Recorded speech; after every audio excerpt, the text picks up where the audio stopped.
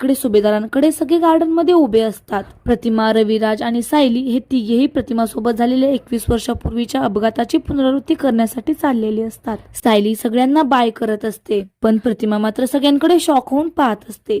प्रतिमा गाडीजवळ जाताना दरवाजा उघडते. तशी सायली प्रतिमाला म्हणते, तुम्ही बाबांसोबत पुढे बसा, मी मागे बसते. तशी प्रतिमा गाडीत पुढे जाऊन बसते.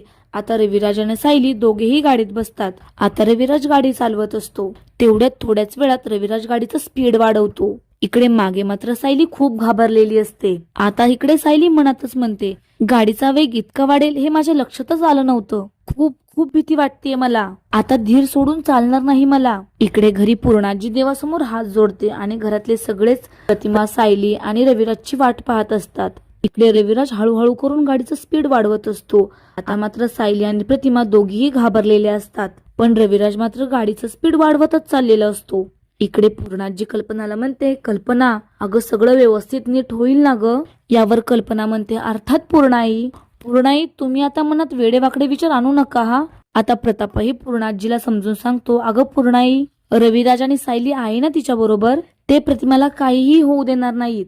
पूर्णाजी प्रतापला म्हणते, खरंच रे, मला त्यांचं एकीकडे खूप कौतुक वाटतं. प्रतिमाला बरं वाटावं म्हणून ते आपल्या जीवाची पर्वाही करत नाही, पण दुसरीकडे त्यांची काळजीही वाटते. प्रताप पूर्णाजीला समजून सांगत म्हणतो, अगं नको काळजी करूस तू, आता काहीही वाईट होणार नाहीये. मी सांगतो तुला, ते येताना चांगली नक्कीच बातमी घेऊन येतील. कल्पनाई पूर्णाजीला म्हणते, हो ना पूर्णाई, आता आपण फक्त देवावर विश्वास ठेवूया. तसं पूर्णाजीच्या तोंडावरती एक स्माइल येतं आणि ती देवासमोर पुन्हा हात जोडते. इकडे आता प्रतिमाला काहीतरी आठवायला सुरुवात होते. इकडे सायली मात्र खूप घाबरलेली असते आणि तिला कसं तरी होत असतं. आता त्यांच्या गाडीच्या मागोमाग एक ट्रकही येत असतो आणि तो ट्रक त्यांचा पाठलाग करत असतो. इकडे अर्जुनच्या केबिन मध्ये प्रियाच्या पायात काचा शिरलेल्या असतात. प्रिया अर्जुनला म्हणत असते, तू ना तुझ्या त्या पिऊनला ना कामावरून काढून टाक. इथे एवढ्या काचा पडल्यात ते सुद्धा त्याला दिसत नाही का. अर्जुन प्रियाला म्हणतो, शांत हो, तू आधी शांत हो. मला ना तुझ्या पायात काच गेली असेल, मला बघावं लागेल एकदा. मी बघतो. प्रिया अर्जुनला म्हणते, अरे उजव्या पायात काच घुसलीये माझ्या. आता मात्र अर्जुन शॉक होऊन म्हणतो, उजव्या.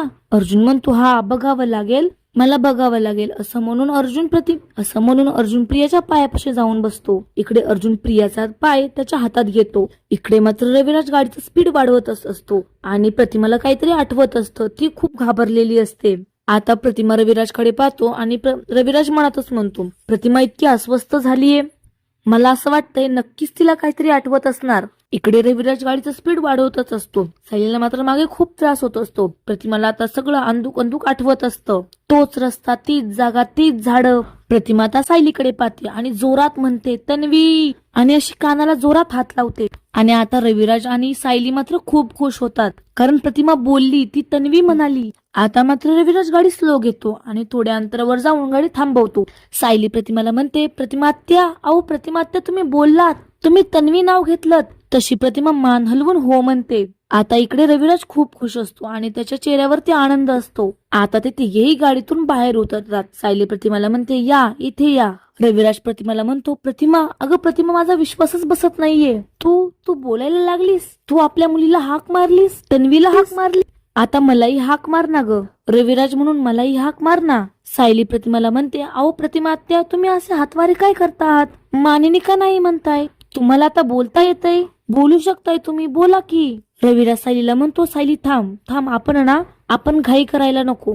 आपण आनंदाच्या भरामध्ये हे विसरून गेलो की ती हातवारे करून बोलतीये, तिला आत्ता नको बोलायला लावायला आपण.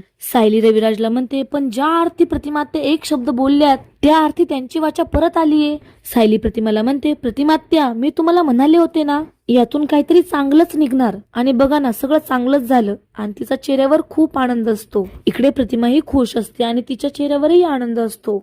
सायली प्रतिमाला म्हणते, प्रतिमात्या, तुम्हाला हा अपघात इतका खरा वाटला की तुम्ही मला तन्वी अशी हाक मारली, बरोबर ना, की मला तन्वी हाक मारण्यामागचं काही वेगळं कारण होतं. आता मात्र प्रतिमा शांत होते. यावर रविराज म्हणतो, आणखी काय कारण असणार आहे सायली, आपण तू तन्वी असल्याचं नाटक करतच होतो ना.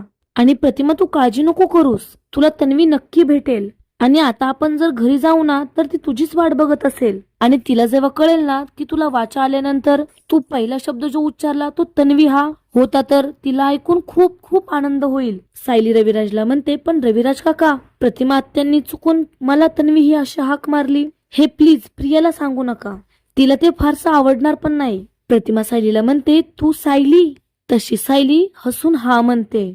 प्रतिमा त्यांना म्हणते, तन्वी तन्वी मला आठवत नाही. प्रतिमाच्या या बोलण्यावर रविराज म्हणतो, तन्वी तन्वी तुला आठवत नाही? अगं, आम्ही आपल्या तन्वी बद्दल बोलतोय. आज खऱ्या अर्थाने आपलं कुटुंब पूर्ण झालंय. तू, मी आणि तन्वी, आपलं घर, आपला संसार. रविराज प्रतिमाचा हात हातात घेतो. हे तुला आठवत नाही का? तुला आठवतंय ना प्रतिमा? नक्की तुला आठवतंय ना? इकडे प्रतिमा घाबरलेली असते. ती रविराजच्या हातून स्वतःचा हात झटकून घेते आणि प्रतिमा त्याला नाही असं म्हणते. सायली प्रतिमाला म्हणते, प्रतिमात्या काय झालं? प्रतिमात्या, अहो हा किती आनंदाचा क्षण आहे. तुम्हाला तुमची वाचा परत आलीये, तुम्हाला तुमचा भूतकाळ आठवलाय. ही गोष्ट जेव्हा पूर्णाजीला कळेल ना तेव्हा त्यांना इतका आनंद होईल, त्यांना याची कल्पनाही नसणार आहे. आता मात्र प्रतिमा सायलीला काहीतरी इशारे करत असते. सायली प्रतिमाला म्हणते, आठवत नाहीये म्हणजे? अहो तुम्हाला तुमची तन्वी आठवली ना? इकडे प्रतिमा मान हलवून नाही म्हणते. रविराज प्रतिमाला म्हणतो, प्रतिमा तू मला तरी ओळखलंस ना? तू पूर्णाई, प्रताप, अर्जुन हे तरी आठवतायत का तुला? तशी प्रतिमा मान हलवून नाही म्हणते. रविराज प्रतिमाला म्हणतो, प्लीज प्रतिमा असं करू नकोस ग, प्लीज आठव. अगं अर्धी खिंड लढून आपण इथपर्यंत आलोय. आता फक्त तुला आठवलं ना की झालं सगळं. फक्त बघ ना, फक्त बघ ना, एकदा आठवून बघ ना. रविराजच्या या बोलण्यावर प्रतिमा खूप घाबरलेली असते. सायली रविराजला म्हणते, रविराज काका एक मिनिट थांबा तुम्ही. मला काय वाटतं, ह्यांना जे आठवत नाहीये ना ह्यात ह्यांचा काहीही दोष नाहीये. तुम्हीच आता म्हणालात ना की कदाचित आपण घाई करतोय. मग प्रतिमा त्यांना काही आठवत नसेल ना तर ठीक आहे ना. इकडे अर्जुन प्रियाला म्हणत असतो, अगं तुझा पाय वर तरी घे, बघू दे मला कुठे लागलंय ते. इकडे प्रिया अर्जुनला म्हणत असते, हात नको लाव, दुखतंय मला खूप. तेवढ्यात चैतन्याला सायलीचा फोन येतो. चैतन्य म्हणतो,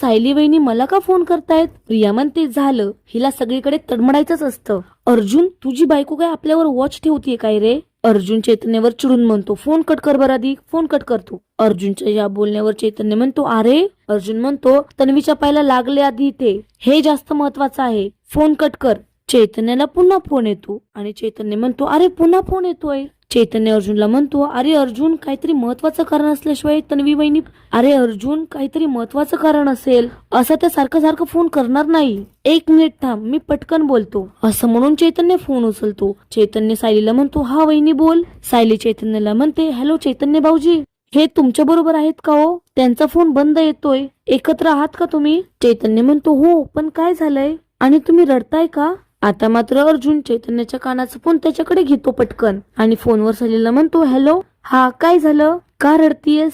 सायली इकडे अर्जुनला म्हणत असते, अहो ऐका ना. अर्जुन सायलीवर चिडून म्हणतो, प्लीज मला सांगशील का काय झालंय ते? का रडतीयस सायली, तू सांग ना, काही प्रॉब्लेम झालाय का घरात? आता इकडे प्रिया म्हणतच म्हणते, प्रिया तू जरा वेडी आहेस का? आता अर्जुनने तुझा तळपाय बघितला असतास तर त्याच्यावर तन्वीच्या पायाची जन्मखून कुठे आहे? इकडे अर्जुन सायलीला म्हणत असतो, प्लीज रडू नको तू, काय झालं ते सांग मला आधी.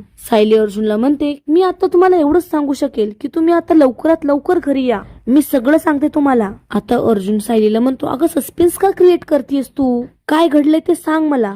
सायली अर्जुनला म्हणते की मी आता तुम्हाला एवढंच सांगेल की प्रतिमा आत्यांबद्दल एक चांगली बातमी आहे, तुम्ही आत्ताच्या आत्ता निघाओ घरी या आधी, तुम्हाला सांगते मी सगळं. असं म्हणून सायली फोन कट करते. अर्जुन चैतन्याला म्हणतो, चैतन्य चल पटकन जाऊया आपण घरी. अर्जुन चैतन्याला म्हणतो, अरे सायली म्हणतीये की प्रतिमा आत्यांबद्दल एक चांगलं काहीतरी बातमी घडलीये, गुड न्यूज आहे, चल. इकडे प्रिया आता मनातच विचार करत असते, म्हणजे काय, प्रतिमाची मेमरी काय परत माघारी आली काय?